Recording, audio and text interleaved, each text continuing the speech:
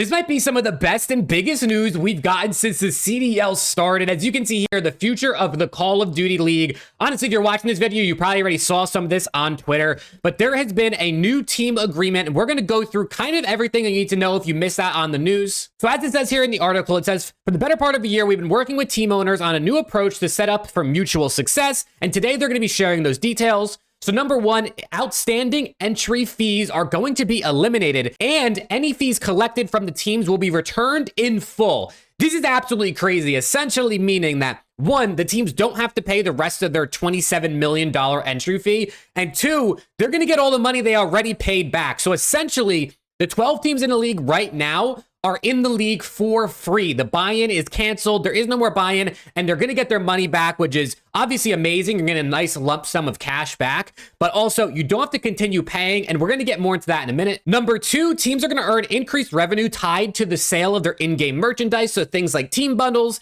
as well as champs bundles as well. This is obviously great. We see this in a lot of other esports, but increased revenue for their in-game merchandise makes a lot of sense. If you're an OPTIC fan, you buy the OPTIC team bundle, they should get a big portion of that sale, in my opinion. So this is great for generating more revenue. Number three, another big one off the back of what we just saw with the Carolina Royal Ravens Major 4 being canceled. The CDL is going to increase their existing event subsidy amounts for teams organizing live in-person events. So things like majors, opens, and champs. So basically, this means the CDL is going to give them more money, more resources to help host these events. So one, we could possibly see more events in the future. And two, there pretty much should be no way we see an event canceled or an event with no fans like we're going to see this year and like we saw last year. This is obviously really, really great. I think Major 4 is still going to have no fans, right? I don't expect that to change again. But this is great for future years of the league. And then number four, teams are going to receive a 2-year minimum guarantee of revenue so they can continue to invest in the league with more peace of mind. I'm not exactly sure what this means in the terms of, are they going to receive like the last 2 years worth of revenue at once, or are they going to receive a minimum guarantee for the next 2 years? Not exactly sure what that means. They didn't really specify if it's like a, hey, we're going to give you 2 years worth of revenue right now, or hey, we're going to give you 2 years over the next 2 years. I guess we'll have to see if more information about that comes out. But overall, teams are going to be getting more revenue. Teams are not going to have to pay entry fees. And that's the big one that we'll talk about in a second. More money, more resources from the league to help with events.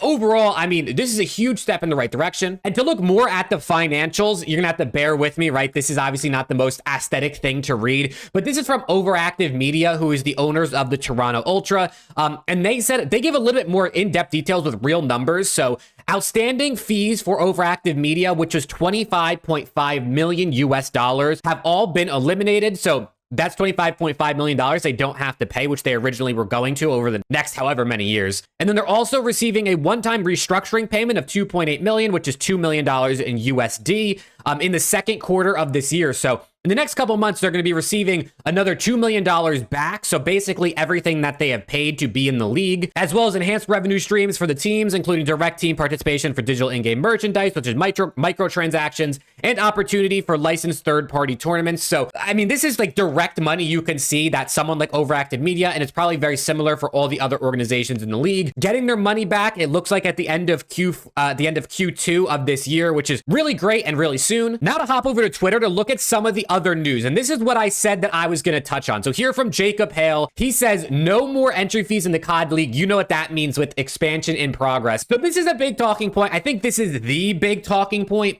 for at least fans, right? For the leagues, getting your revenue up, getting more money back is obviously the big one.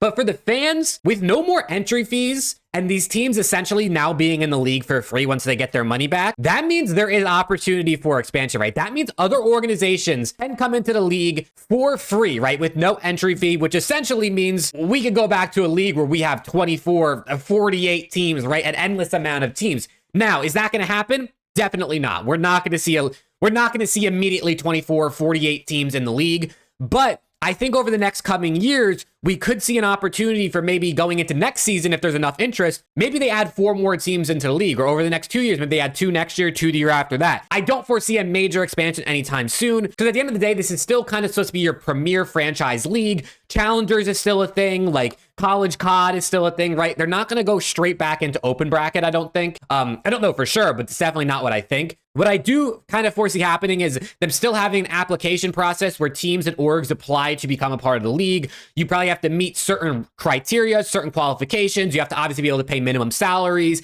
pay for marketing, pay to maybe even be able to host an event. All those sorts of things I think are going to be minimum requirements. So there's definitely going to be a level of buy-in, just maybe not directly paying the league to come in. This could be really great for orgs like maybe TSM, who I know have financial difficulties, but have wanted to be in the league, Cloud9, Complexity, teams that we know have been in COD in the past and want to be in COD going forward. This could be huge. Now, obviously, like I said in the beginning, this is not like an end-all, be-all, the league is saved type of deal. I mean, you can see the meme I tweeted out here on Twitter. If people who are big haters of the CDL, it does not look like it's going to be dying anytime soon. I know some people who are saying maybe 1, 2, 3 years the league will die. With this new restructuring, with it being free, no more entry fee for the teams to be in the league, the CDL is going to be around for a long time. We obviously saw that they did a restructuring with the Overwatch League. That's what Activision Blizzard owned. They will own the Overwatch League. They restructured. That's no longer a thing. It doesn't look like that's happening with the CDL. So if you're a hater of the CDL, this is obviously not a great thing for you, but for anyone that just likes competitive COD, I think this is a step in the right direction and is honestly a good look for what's going to happen in the future. I also think this is pretty funny timing. You could see this is from the watch party this past weekend.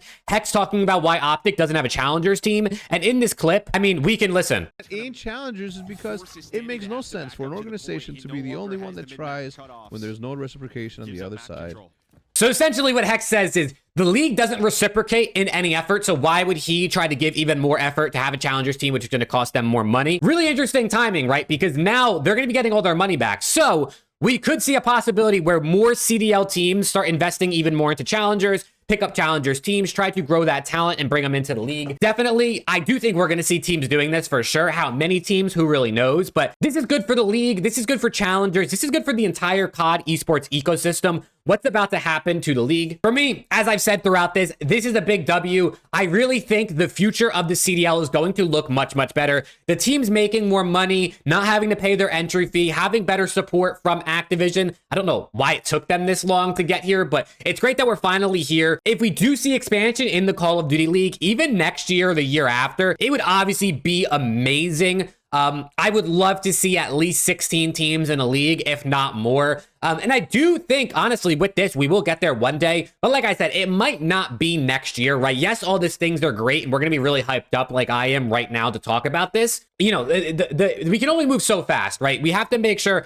everything works. We have to continue to take the right steps, and Activision's going to have to go through applications if there are going to be availability for expansion teams. Make sure they're picking the right organizations that are going to invest in their players, going to invest in their content, actually try to build out a brand for themselves and not just like slip into the league and pay the absolute minimums and do just about not host events, not have a challengers team, not do pretty much anything just to try and, like, I don't know, grow their brand or have something in the league, right? We're still going to want to see organizations that are solid and want to do good things in COD, which I think is a good thing. I think being kind of stingy with your applications and who you allow into the league is a smart thing. We're going to have to wait and see. I'll post more updates about this. If you follow me on Twitter or TikTok, that's where I'll do more like live, shorter form updates. So definitely follow me. Links are in the description of that. But this is great news. Let me know in the comments what you guys think about this. Sub to the channel. We're on the road to 5K subs. I appreciate the content. We talk about the CDL here. That's what we do. And I hope you guys are enjoying it. With all that being said, I'll see you all in the next one.